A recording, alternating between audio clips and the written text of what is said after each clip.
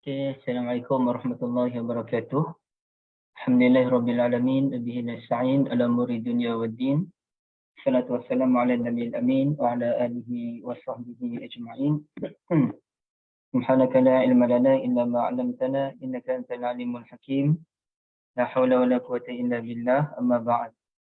Dan bahagia Ustaz Yusof, Kaniza dan ibu-ibu, puan-puan dirahmati Allah. Dan alhamdulillah kita syukur pada Allah Azza wa Jalla dapat kita teruskan pengajian pada hari ini. Dan minta maaf dalam minggu lepas saya ada sedikit masalah, jadi saya tak dapat untuk teruskan pengajian dalam minggu lepas. Okey, baik. Pada hari ini kita teruskan lagi pengajian mesej deep dalam Al-Quranul Karim merujuk kepada Suratul A'raf. Dan bagi mana-mana yang ada buku boleh buka muka surat yang ke-177, bahagian yang ketiga ya. Okay. Jadi sekejap ya.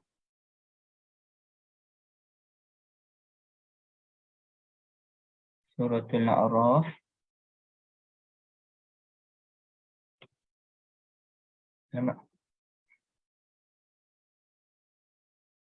Okey, kita cari dulu dia punya ayat ni.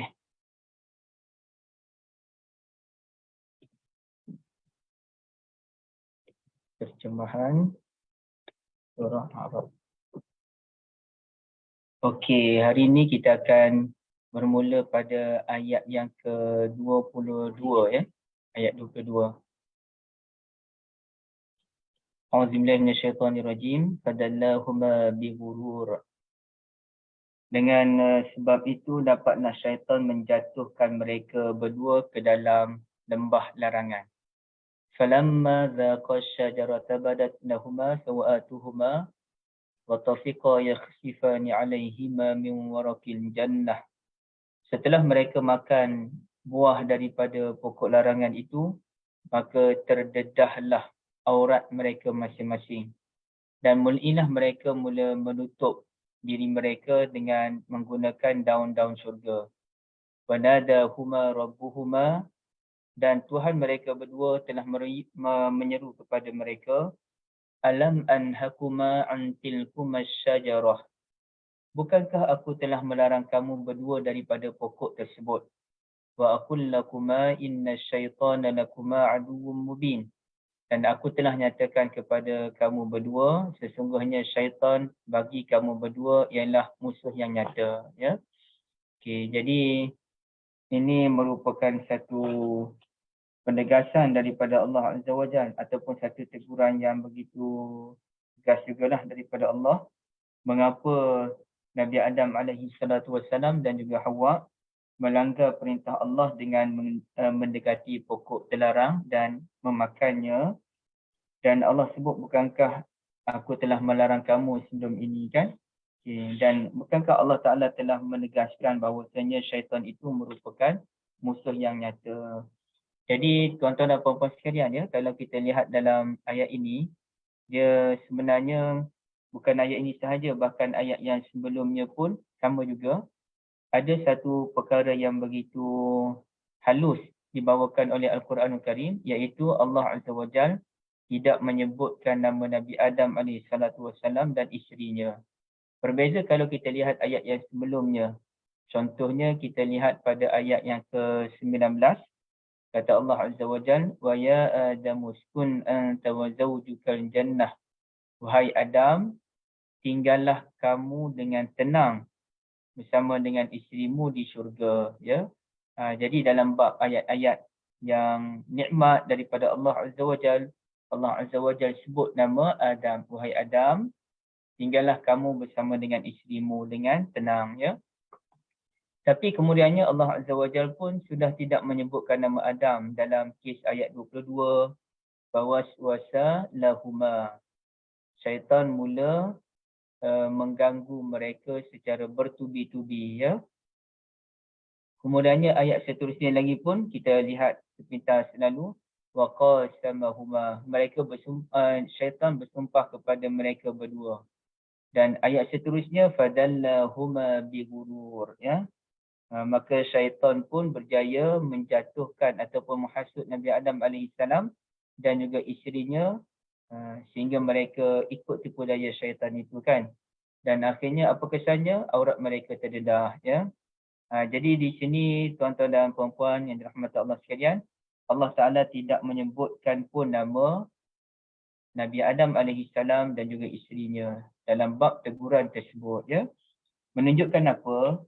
Menunjukkan Allah Azza wa Jalla ini menjaga air muka ataupun maruah kekasih-kekasihnya.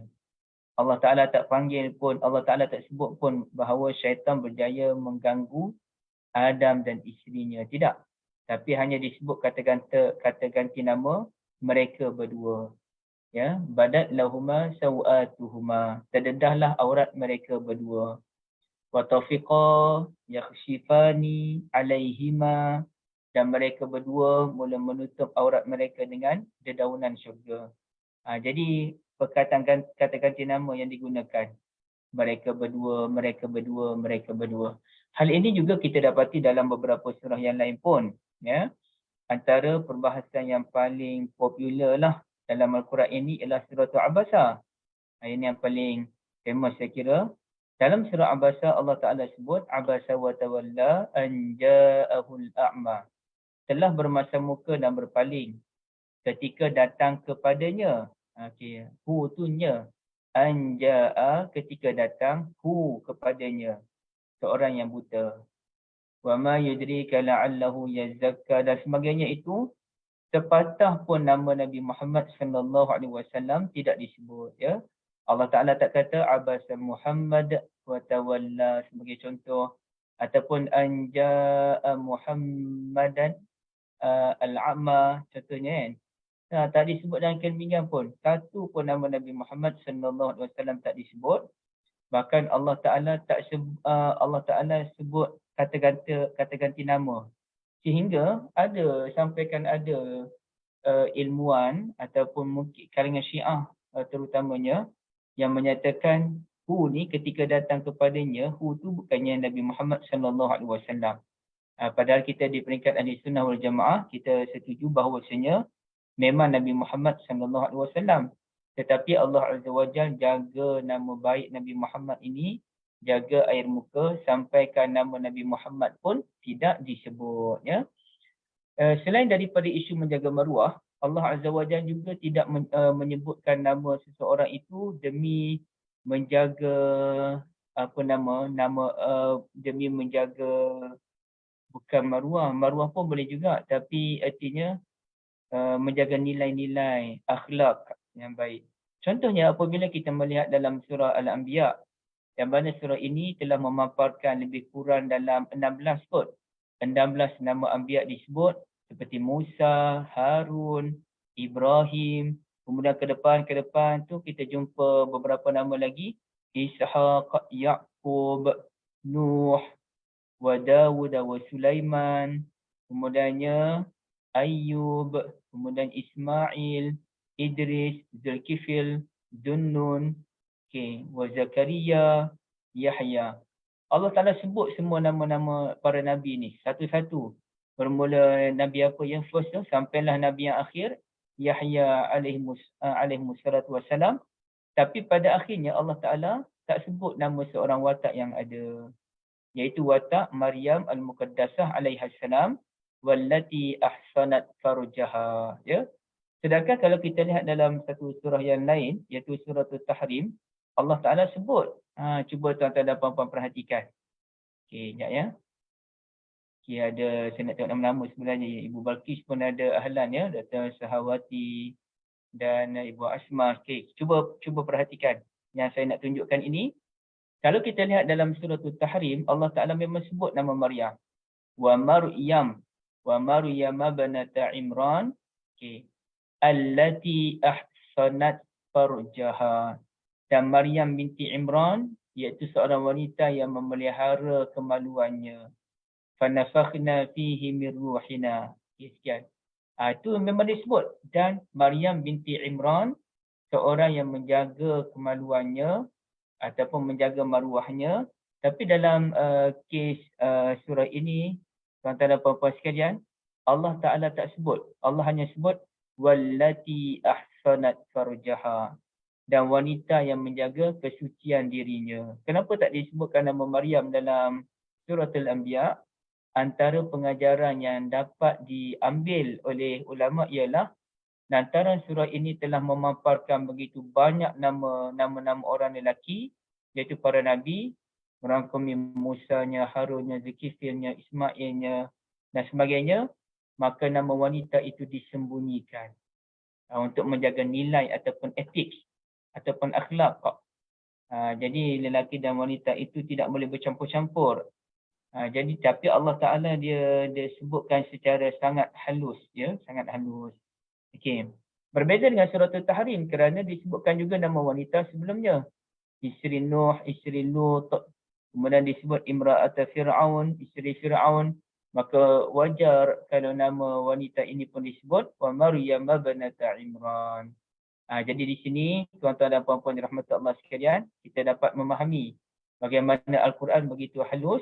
Dan kembali dalam surah Al-A'raf, Allah Ta'ala tidak menyebutkan pun nama Nabi Adam dan isterinya wa zawjuha, tak sebut pun dalam bab mereka melakukan kesilapan. Tujuannya menjaga air muka, menjaga maruah.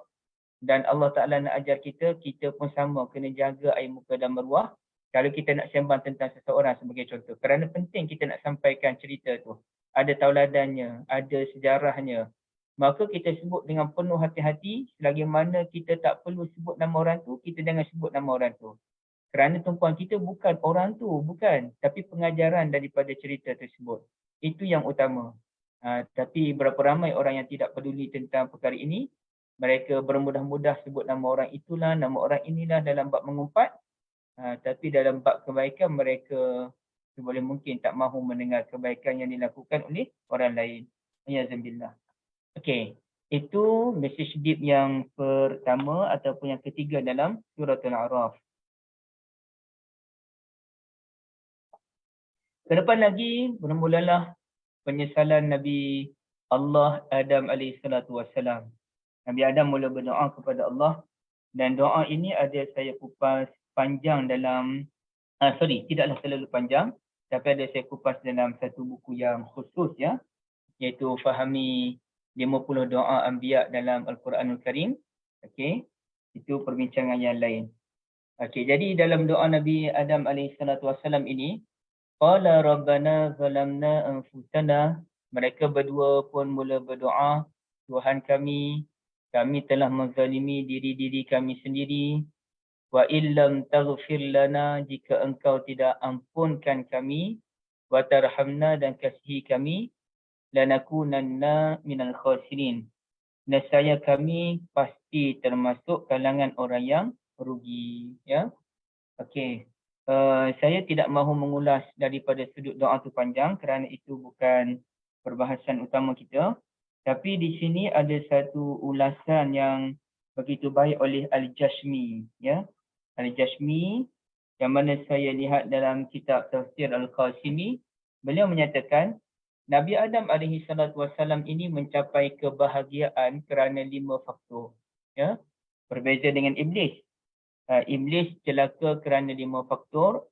Nabi Adam AS bahagia pula kerana 5 faktor. Okey, apa faktor kebahagiaan Nabi Adam AS? Iaitu baginda mengakui kesilapan dan dosa yang baginda lakukan. Zalamna anfusana, kami telah zalimi diri-diri kami sendiri. Dia mengaku. Bukannya sombong Tuhan. Kadang-kadang kita ni nak mengelakkan. Kita beralasan itulah, alasan inilah, nak kata juga bahawa kita tak bersalah. Padahal terang-terangan kita telah bersalah. Nabi Adam AS dia tak beralasan. Kata Tuhan, saya ingatkan kalau makan buah tu boleh jadi dekat denganmu. Saya sebenarnya tak ada niat apa pun. Niat utama saya nak duduk syurga, dapat beribadah dan sebagainya. Tak ada. Nabi Adam tak bagi alasan apa dah. Sebab Allah Ta'ala dah larang baginda. Kenapa baginda langgar? Maka baginda pun terus mengaku tak nak dah beralasan. Ini satu attitude yang begitu luar biasa ditonjolkan oleh Nabi Allah Adam AS. mengakui kesilapan yang dilakukan oleh diri sendiri. Yang kedua ialah baginda sallallahu alaihi wasallam kesal atas kesilapan tersebut. Bukan sekadar mengakui, kadang-kadang ada orang mengaku, dia kata ialah aku salah lah, aku minta maaf. Okey. Dia kata macam tu. Aku salah, aku minta maaf. Puas. Dia kata macam tu pula, nak minta maaf ke nak bergaduh ni kan? Aku minta maaf, puas. Okey, sebenarnya tak boleh macam tu. Kita kena ada nilai kekesalan. Jadi pada ayat zalamna anfusana, bukan sekadar Nabi Adam AS baginda mengaku, bahkan baginda benar-benar kesal, ya, benar-benar menyesali kesilapan yang dilakukan oleh baginda sallallahu alaihi wasallam, ya. Dan Nabi Adam sallallahu alaihi wasallam ini dia memang sebut zalamna anfusana, kami telah menganiaya atau menzalimi diri kami sendiri. Mengaku dan menyesalnya. Yang ketiga ialah baginda mencela diri baginda sendiri. Okey. Mencela diri sendiri dengan menyatakan saya telah berlaku zalim. Okey. Yang keempat ialah baginda segera bertaubat. Tak ambil masa lama. Terus Nabi Allah Adam AS ini bertaubat kepada Allah Azza wa Jalla. Dan yang terakhir, tidak berputus rahmat daripada Allah Azza wa Jalla. Tak adalah baginda tetap khaufan wa tama'a, ada nilai takut dan ada nilai mengharap rahmat dan juga redha daripada Allah Azza wa Jalla. Okey, itu 5 faktor kebahagiaan Nabi Allah Adam AS. Tapi bagi iblis pula, dia ada 5 faktor yang membuatkan iblis ini mencapai menjadi orang yang rugi. Satu apa? Tidak mengakui dosa. Terbalik. Nabi Adam mengakui dosa. Iblis tak mengakui dosa. Nabi Adam AS menyesal. Iblis yang kedua tidak ada langsung kesalahan terhadap kesilapan yang dilakukan olehnya. Yang ketiga, Nabi Adam AS mencela diri sendiri. Saya yang salah. Tapi Iblis AS pula. Iblis dia tidak mencela diri sendiri, malah menyalahkan Allah Ta'ala pula. Dia kata Allah yang silap dalam bab ini. Sepatutnya dia yang layak menjadi khalifah di atas muka bumi. Yang keempat, Nabi Adam AS segera bertaubat kepada Allah. Iblis langsung tidak pernah bertaubat kepada Allah Azza wa Jalla. Langsung tak pernah. Dan kalau kita dengar cerita Iblis nak bertaubat ini, itu cerita Israiliyat semata-mata. Dan yang kelima ialah Nabi Adam AS tidak berputus asa daripada rahmat Allah Azza wa Jalla, berbeza dengan iblis yang berputus asa daripada rahmat Allah. Sebab itu sebahagian pengkaji ataupun ilmuwan menyatakan nama iblis berasal daripada balasa, sebagaimana disebutkan dalam beberapa ayat Al-Quran, antaranya wa yauma taqumu as-sa'atu yublisu al-mujrimun, pada hari kebangkitan kelak maka orang-orang yang melakukan kesalahan ataupun jenayah mereka mula yublis. Yublis ni apa maksudnya? Berputus asa. Maka memang ada ilmuwan yang menyatakan maksud nama iblis ialah orang yang berputus asa atau berputus harap daripada rahmat Allah Azza wa Jalla. Okey, itu message deep yang keempat dalam surah ini. Ada soalan dulu ke tuan-tuan dan puan-puan? Kalau ada kita bincangkan ya.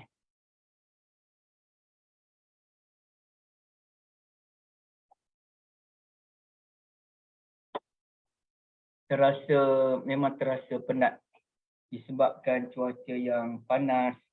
Jadi kena selalu minum air masak yang banyak ya tuan-tuan dan puan-puan. InsyaAllah puan-puan saja ni, tak ada tuan-tuan kot. Okey, seterusnya ialah kita lihat pada ayat yang ke-26. 26. Ya Bani Adam, wahai anak-anak Adam. Kita dah bincang yang lepas 4 kali nama panggilan Ya Bani Adam disebutkan dalam surah Al-A'raf. Kesemuanya 5 kali dalam Al-Quran. Salah satunya ialah dalam surah Yasin. Tapi 4 kali itu ada dalam surah Al-A'raf. Yang kita dah cerita dah kenapa dipanggil Ya Bani Adam. Ya Bani Adam, qad anzalna alaikum. Wahai anak Adam, sungguh kami telah turunkan kepadamu libasan, pakaian. Yuwari sawatikum warisha, untuk menutup auratmu kan. Okey. Kita tengok sini, saya lupa nak tunjuk terjemahan tu. Ni. Untuk menutup auratmu, warisha, dan juga pakaian perhiasan. Walibasu taqwa dzalika khair. Pakaian takwa itulah yang terbaik. Zalika min ayatillahi la'allahum yadhakkarun. Demikianlah tanda-tanda limpah kurniaan Allah Azza wa Jalla terhadap hamba-hambanya, dengan harapan mereka benar-benar mengambil peringatan. Okey. Tuan-tuan, puan-puan yang dirahmati Allah sekalian, Allah Azza wa Jalla sebut yadhakkarun. Yang mana yadhakkarun tadi? Yadhakkarun. Dalam Al-Quran ni dia ada dua. Yatazakkarun, yadhakkarun. Boleh tak saya nak tanya Kak Liza? Tak apalah Kak boleh respon dengan apa pun, suara ke ataupun ni. Ataupun ibu-ibu yang lain pun boleh sama. Mana lebih susah nak sebut? Yatazakkarun, yadhakkarun. Mana lebih susah? Yadhakkarun, Ustaz. Yadhakkarun. Yang ni yang lebih susah Okey, terima kasih. Ibu-ibu yang lain?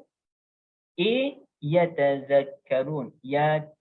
Yatazakkarun. B, yadhakkarun. A ke B yang lebih sulit untuk disebut? Mungkin boleh bagi jawapan di ruangan chat. B. A, yatazakkarun kan? B, yadhakkarun. Okey, sama. Puan Syairah sama dengan Kak Liza. Mungkin yang lain boleh saya tengok satu dua soalan jawapan lagi. B, cantiknya langit, Masya Allah. Ibu Zaitun ada tak? Ibu Zaitun pilih yang mana? A ke B? Umi Jannah pilih A, berbeza yang lain. Aku rasa macam B. Tak dengar suara ibu? Allah. Saya rasa macam B tu, Ustaz. B rasanya. Boleh ibu. Tak dengar ke? Tak dengar, Ustaz? Dengar.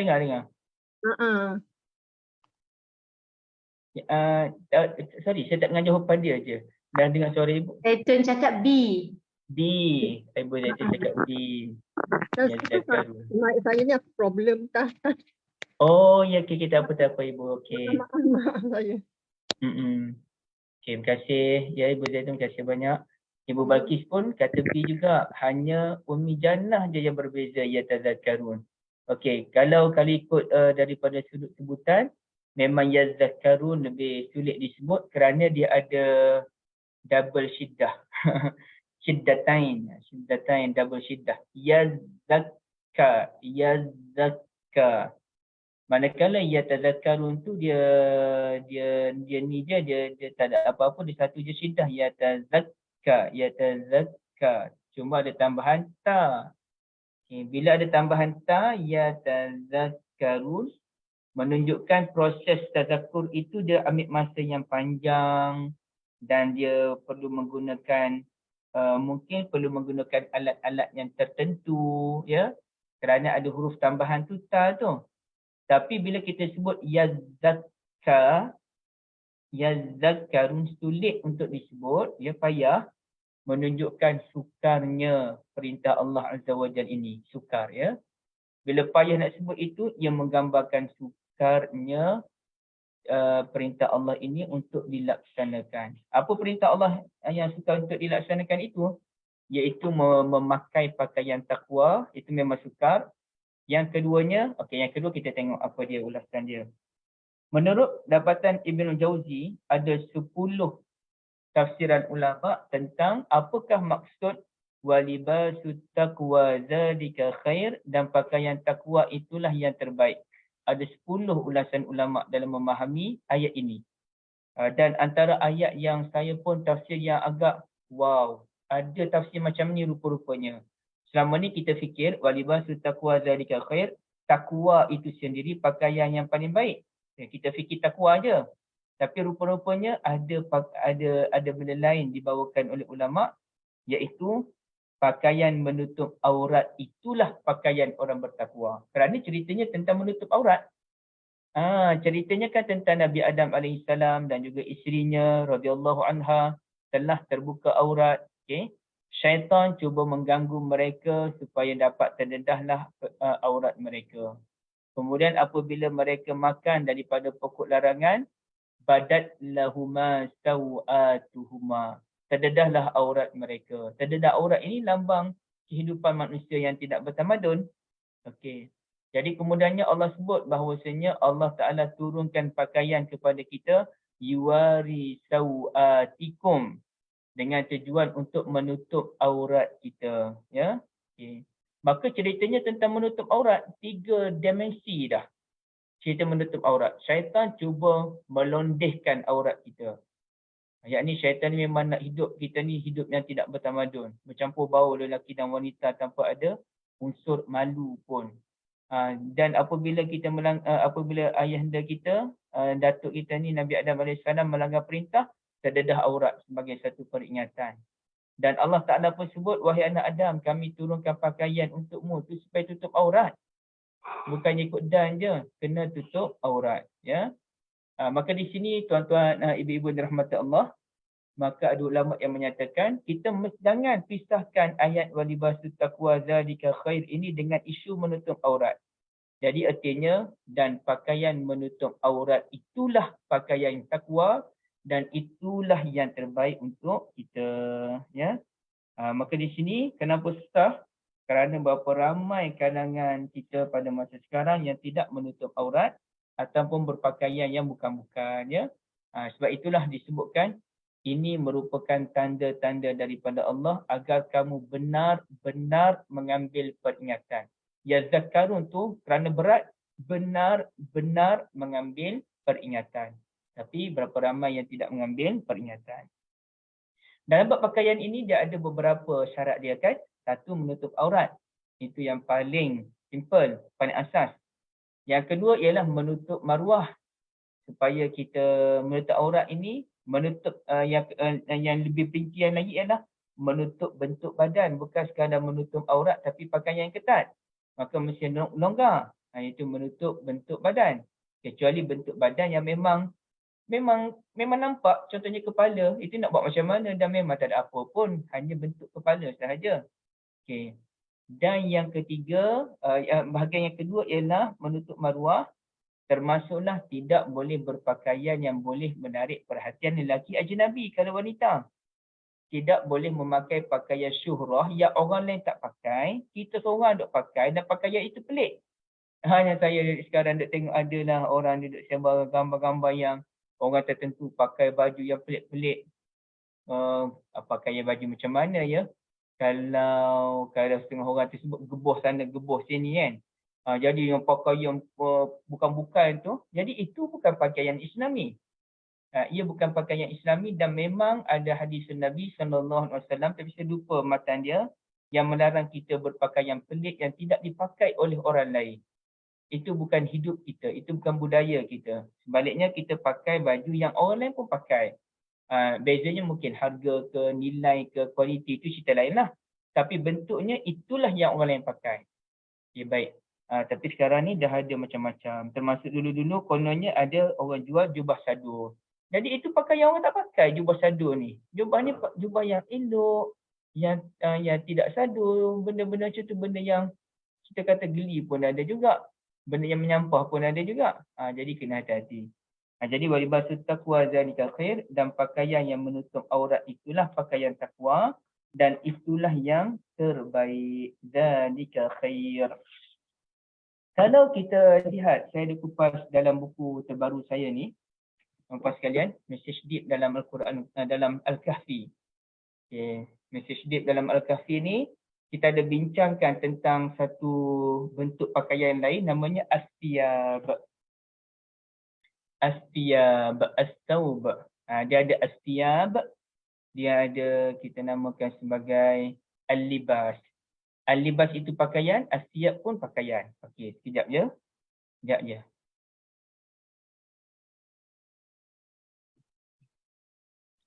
Saya nak tunjuk kepada ibu-ibu.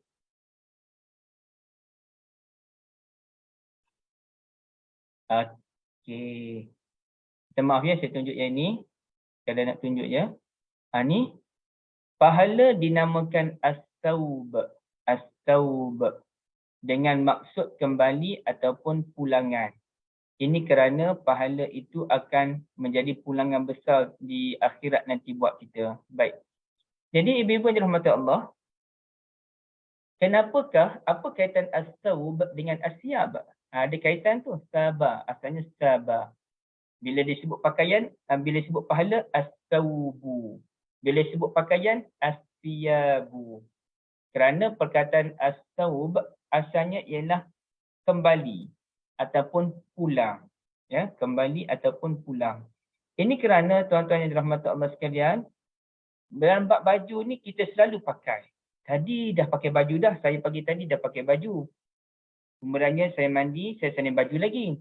Petang ni saya nak mandi, saya salin baju lagi. Tapi esok lusa mungkin saya akan pakai baju yang sama balik. Baju kita ni tidaklah kita pakai baju berbeza setiap hari kan. Setiap 2-3 hari itu baru kita akan kembali pakai baju yang sama. 2-3 hari kemudian kita kembali pakai baju yang sama. Jadi oleh kerana kita kembali memakai baju yang sama, maka baju itu dinamakan asyab kerana ia selalu dipakai, kembali pakai. Okey. Persoalannya, apakah beza antara asyabu dengan al-libas?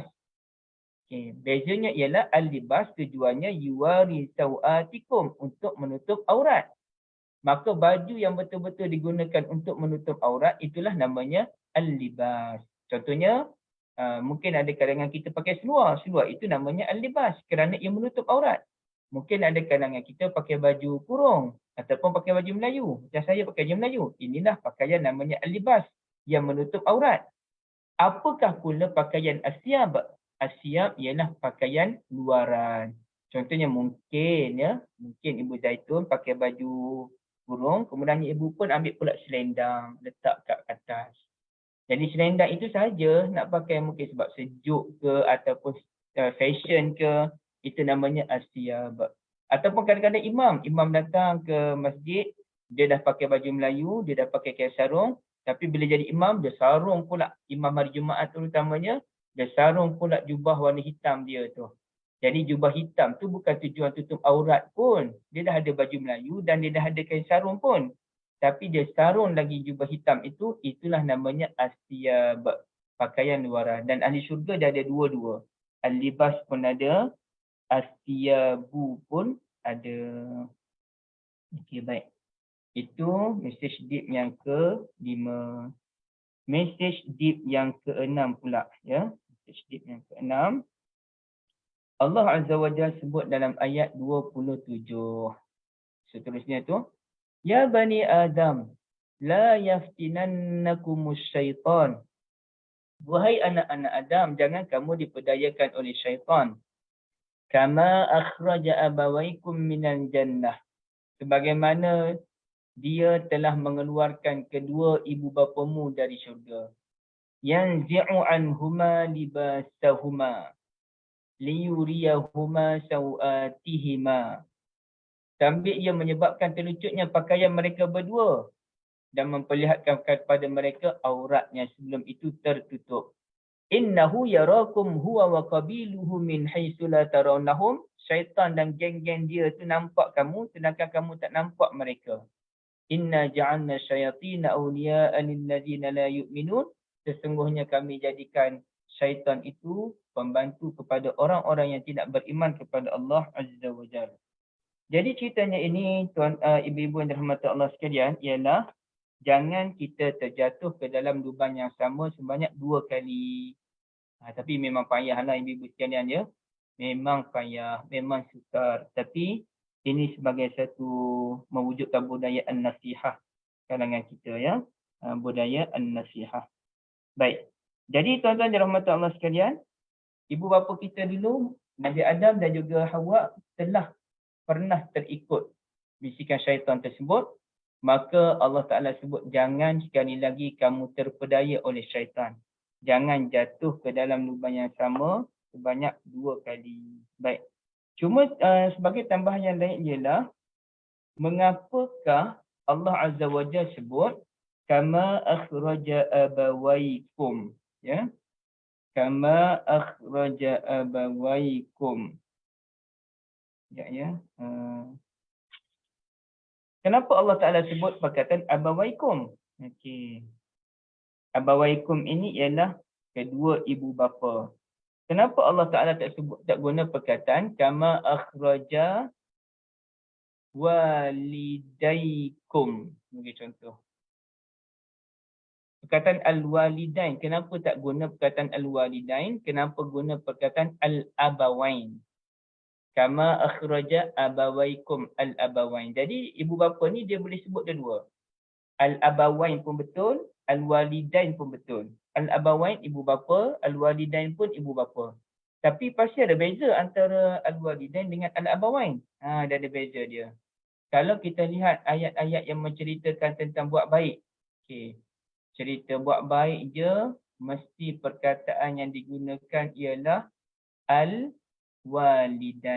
Ya, al-walidain. Contohnya ayat ini. Ini perbahasan yang biasalah kalau macam tim-tim Ustaz Yusuf ni. Ini perkara yang basic. Wa qada rabbuka alla ta'budu illa iyyah wa bil walidaini ihsana. Okey. Bukannya wabil abawaini. Bukan wabil abawain tapi wabil walidain. Cuba lihat pula dalam surah Al-Baqarah ada tak? Wa iz akhadna mitsaqa bani Israila la ta'buduna illa Allah wa bil walidaini ihsana. Jadi ada al-walidain perkataan yang digunakan, bukannya al-abawain. Okey, kenapa? Kerana dalam bab kita kena tahu dulu beza al-walidain ni macam mana. Al-walidain ni dia lebih kepada ibu. Kerana perkataan al-walidain ada kaitan dengan al-wiladah. Al-wiladah ni soal beranak. Sampai orang kata darah wiladah, darah sebab beranak.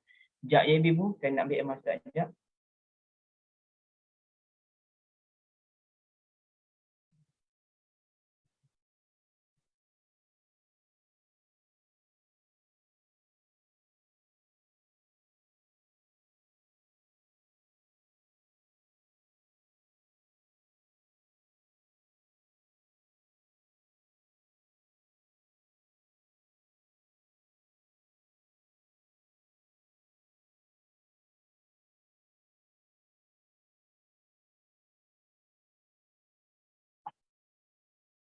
Okey, sorry.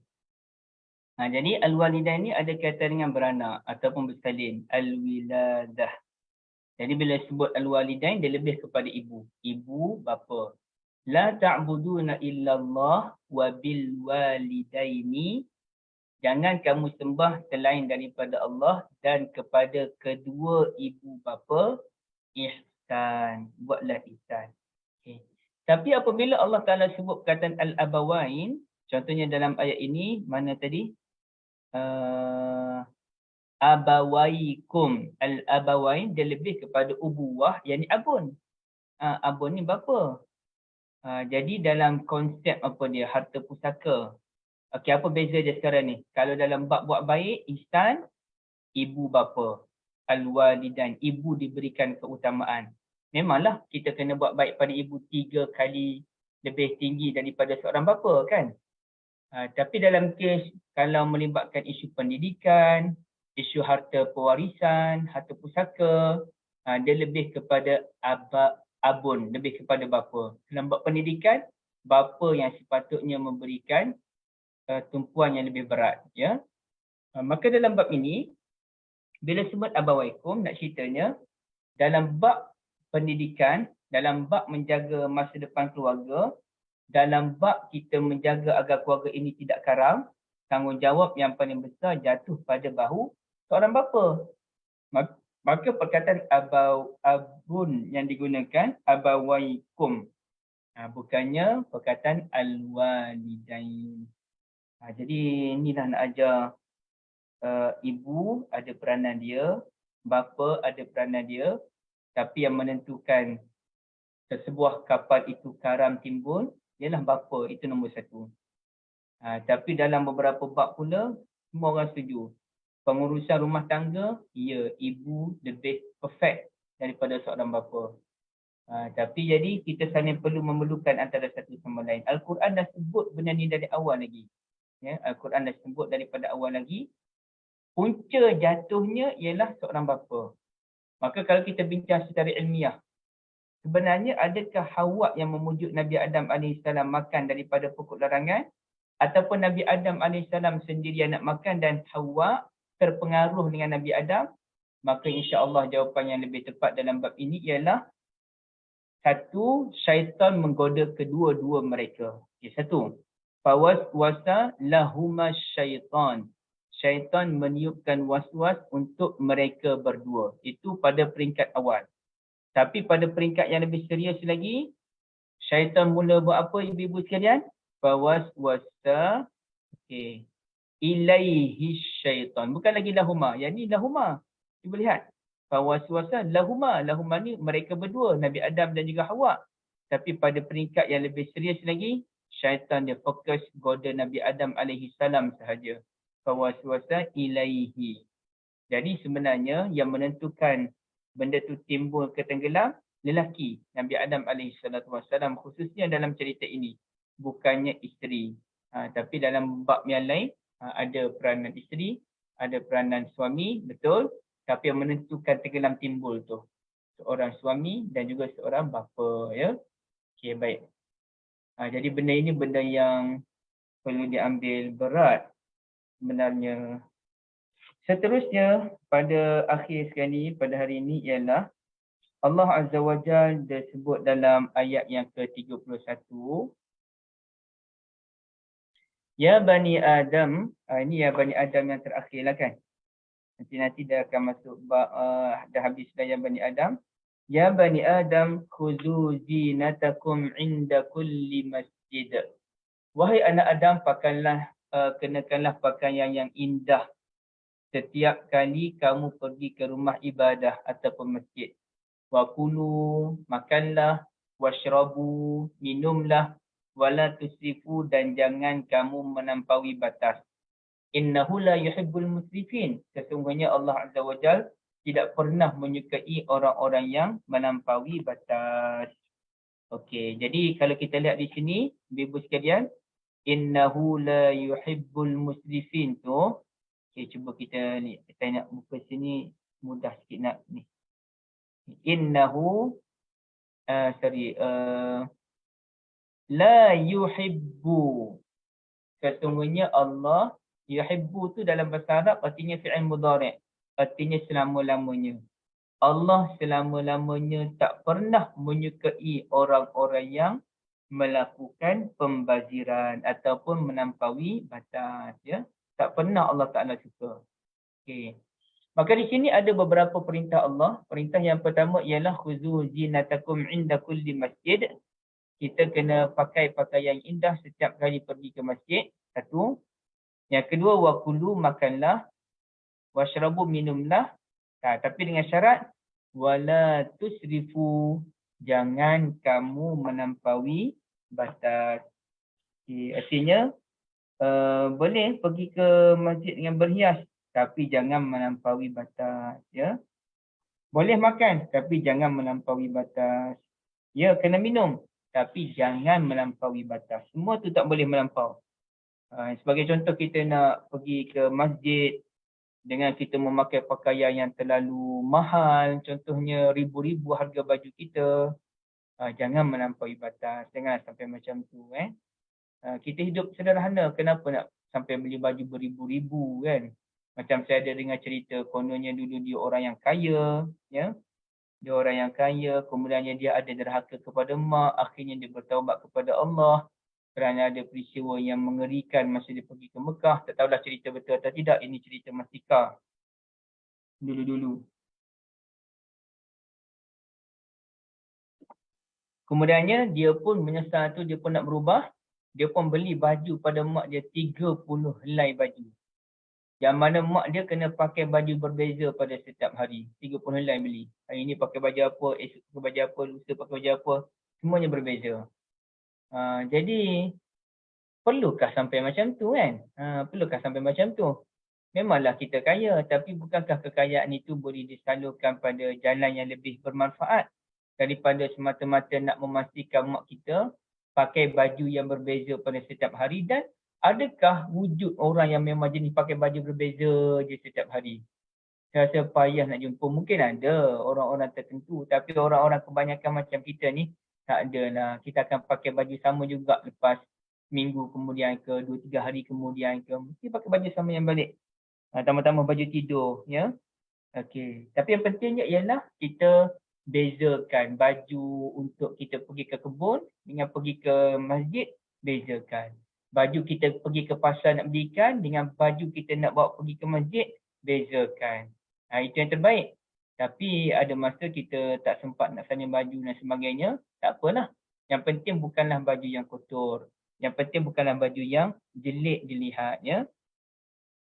Ibu-ibu dan rahmatan Allah sekalian, sama juga kalau contohnya orang yang dia nak kahwin. Okay, kita nak kahwin, anak kita nak kahwin, menantu kita nak kahwin, menantu pula cucu kita nak kahwin. Maka baju apakah yang lebih sesuai dengan konsep wala tusrifu, yang tidak melampau? Iaitu baju yang boleh dipakai selepas majlis perkahwinan. Bukan lepas majlis kahwin je tak pakai-pakai dah baju tu. Sampailah sudah tak pakai-pakai. Hanya ada majlis tertentu sahaja baru dipakai. Tak bolehlah, itu pembaziran. Maka kita pun beli baju yang boleh kita, lepas ni baju ni aku boleh pakai lagi ni untuk pergi ke pergi solat berjemaah. Paling kurang pada hari Jumaat sekali pakai. Contohlah, ya.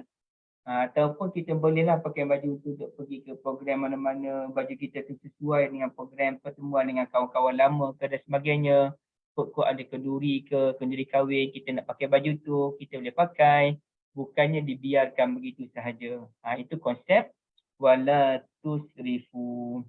Ingat dulu negara mana yang jatuh tu, rakyat geram sangat dengan pemimpin negara tu terlalu korup. Negara apa ya, negara-negara Arab ni lah. Saya lupa dah, Tunisia ke negara mana. Jadi kerana apa? Antaranya pernah anak-anak presiden negara tersebut order aiskrim ke order apa dengan menggunakan kapal terbang sebab benda tu duduk jauh. Maka kapal terbang yang hantar makanan tersebut, aiskrim ke apa tu. Subhanallah. Jadi ini melampau. Ini melampau. Menggunakan harta kekayaan yang berlebihan, dan adakah itu harta dia ataupun harta kerajaan sebenarnya ataupun harta rakyat? Itulah akhirnya jatuh kerana dia melampau, ya, al-musrifun. Maka dalam bab ini Allah Azza wa Jalla nak sebut, wahai anak Adam, kita jangan melampaui. Makan minumlah, jangan melampau. Contohnya ada masa kita nak makan benda yang mahal. Benda yang mahal tu mungkin harganya dalam seekor ikan RM60, RM70, RM80, hatta RM100. Kan ada ikan yang nama ikan syakap ke. Kalau buat 3 rasa tu mungkin dalam RM60, RM70, RM80 pun boleh. Ikan jenahak ke, ikan apa ke yang memahal ni. Kalau besar sikit mungkin sampai RM100. Bahkan orang buat jual kari kepada ikan pun. Paling murah saya rasa ada dalam RM70 lebih atau RM80. Tapi standardnya RM80, RM90, RM100, RM100 lebih pun ada. Kari kepada ikan je pun. Tapi boleh tak boleh kita nak makan benda tu? Jawapannya insya-Allah boleh. Cuma janganlah selalu, ya. Jangan selalu. Saya pun rasa pernah sekali makan kari kepada ikan dengan keluarga. Adalah sekali. Nak rasa juga macam mana pun. Orang kata situ sedap. Jadi kita beli, kita share lah berempat anak beranak ni. Jadi sekali-sekala tu boleh. Tapi jangan jadikan kebiasaan sehingga kita menganggap mentang-mentang lah kita ni terlalu kaya. Kita bagi kita tak ada apa pun. RM100, RM200 main-main je kita makan. Padahal benda tu boleh kita kongsikan dengan orang lain yang lebih memerlukan. Ya. Cuma kadar kekerapan tu kita tak tetapkanlah berapa kali. Adakah sebulan sekali itu dianggap melampau? Saya tak boleh kata macam tu. Kerana mungkin ada orang tu memang kaya sungguh. Sebulan sekali bagi dia makan benda mahal tu tak ada apa pun. Jadi ataupun seminggu sekali dia makan pun tak ada apa pun bagi dia kaya. Yang penting dia keluarkan sedekah. Tapi ceritanya janganlah setiap hari. Janganlah selalu. Janganlah terlalu kerap. Sehingga kita ni asyik makan benda mahal je. Langsung tak rasa makan marahin tu. Jadi dia khawatiri kita ni jadi hidup terlalu standard. dan tak ada nilai kerendahan diri itu sendiri, ya. Okey, baik. Nabi Muhammad sallallahu alaihi wasallam pun makan benda yang mahal juga, tapi bukan selalulah. Masa orang belanja ke ataupun masa ada lebih-lebihan sikit, Nabi pun makan benda yang berkualiti. Nabi pun pakai baju yang berkualiti. Nabi pun biasa terima hadiah pakaian yang berkualiti. Tapi ceritanya, adakah Nabi melampaui batas? Adakah Nabi selalu makan benda yang mahal? Tidak, jarang sangat, ya, jarang sangat. Itulah kehidupan yang perlu kita lalui, ya. Okay. Tapi sekarang ni pun makanan memang mahal. Itu tak boleh dinafikan. Kuih pun dah 70 sen. Kuih je, ya. Pun dah 70 sen. Tapi ya, nak buat macam mana? Hidup lama sekarang. Jadi ibu-ibu yang dirahmati Allah, rasanya sempat satu lagi. Apa lagi soalan pun tidak ada, iaitu ayat yang ke-43. Okay. Ayat 43. Wa naza'na ma fi sudurihim min ghillin tajri min tahtihimul anhar. Dan kami cabut segala dendam, dengki dalam diri mereka. Ghillin tu dengki. Kan ada ayat, Rabbana ghfir lana wa li ikhwanina allazina sabaquna bil iman wa la taj'al fi qulubina ghillan, ya. Ghillan lil ladzina amanu rabbana innaka ra'ufur rahim. Ghil itu apa dia? Ghil itu artinya perasaan tak puas hati, hasad dengki, dendam, semua itulah. Maka Allah Azza wa Jalla naza'na wa naza'na. Naza'a ni kenapa Allah Ta'ala tersebut wastakhrajna? Kalau wastakhrajna, kami keluarkan. Kharaja, kami keluarkan. Tapi Allah Ta'ala tak sebut perkataan wastakhrajna. Allah sebut wa naza'na. Okay. Apa bezanya ibu-ibu sekalian? Bezanya begini.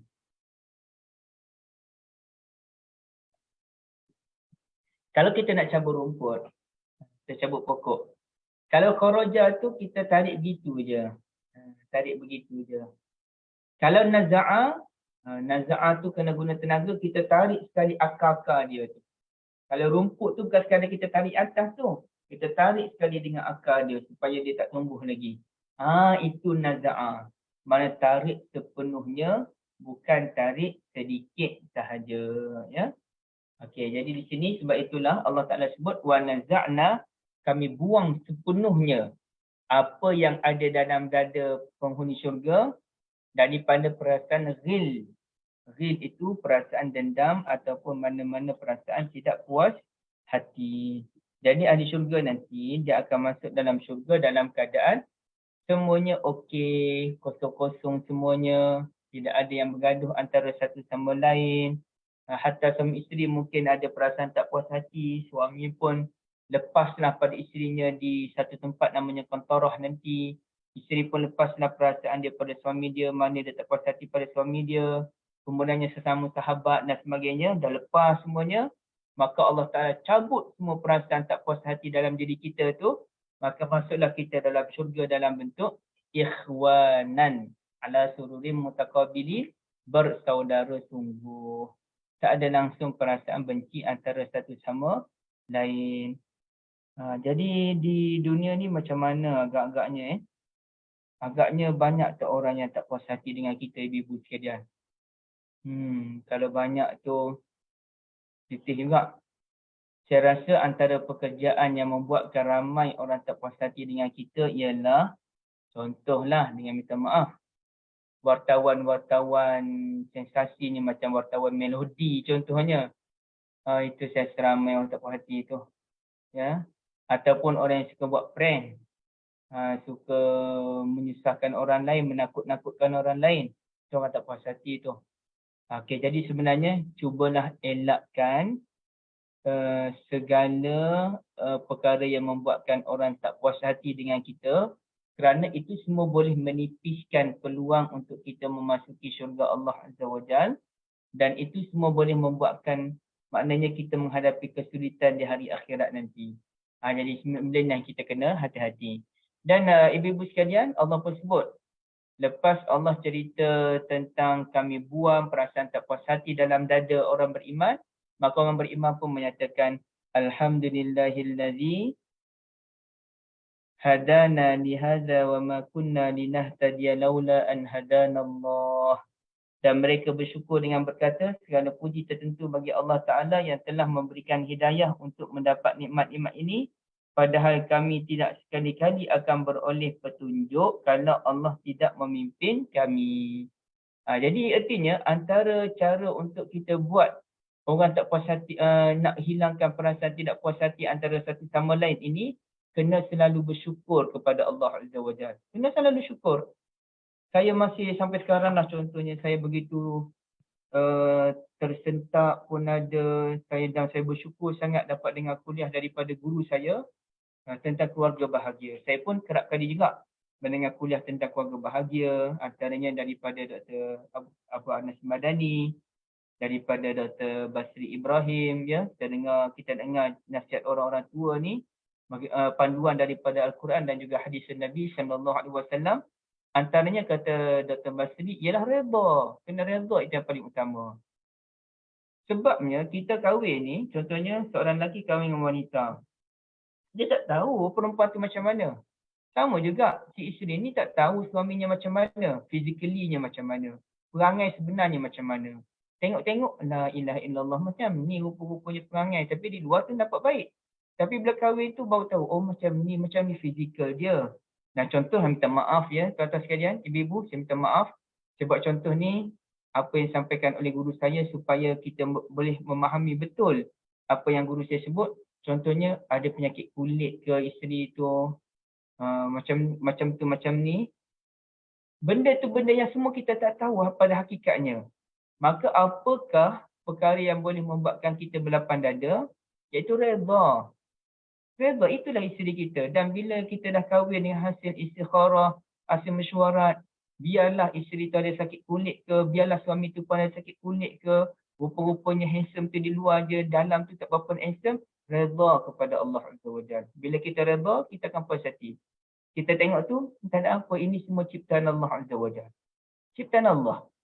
Dan isteri saya begini, dah suami saya macam ni, itu ciptaan Allah. Yang perangai tak elok tu bukan ciptaan Allah lah. Secara physically-nya. Itu ciptaan Allah. Saya tak malu. Contohnya, yang berapa ramai dah orang yang kahwin dengan pasangan yang istimewa, special. Yang baru-baru ni seorang lelaki yang sempurna, kahwin dengan seorang wanita yang kaki pun pendek, ya. Dia special lah. Tapi bahagia, tak ada masalah. Dia tak rasa malu pun, itulah isteri dia. Sebab apa? Redha. Dan redha itu terhasil daripada apa? Syukur. Wa qalu alhamdulillahillazi hadana. Syukur pada Allah. Dengan kita tahmid pada Allah, barulah perasaan tak puas hati antara satu sama lain ni hilang. Kalau kita tak bersyukur pada Allah, kita akan jadi tak puas hatilah. Kita tak puas hati orang tu, kita tak puas hati orang ni. Contohnya kita buat kenduri, kita pun order makanan daripada sekian-sekian, saya tengok makanan tu tak sedap. Contohnya, kita pun tak puas hati, kita tak bersyukur, maka kita akan rasa benci dengan orang tersebut. Apa buat makanan macam ni? Tapi kalau kita ada perasaan syukur kepada Allah Azza wa Jalla, tak apa, tak ada masalah. Kita redha semuanya. Jadi itu yang penting, ibu-ibu yang dirahmati Allah sekalian, ya. Berkenaan dengan beberapa message deep dalam surah Al-A'raf, dan saya kira dalam pengajian yang akan datang, kita boleh tamatkan message deep dalam surah Al-A'raf insya-Allah. Allah Alam, saya berhenti di sini. Subhanakallahumma bihamdika asyhadu an la ilaha illa anta astaghfiruka wa atubu ilaik. Assalamualaikum warahmatullahi wabarakatuh. Waalaikumsalam warahmatullahi wabarakatuh. Terima kasih banyak Ustaz. Kak tutup Zoom ya. Terima kasih. Okay.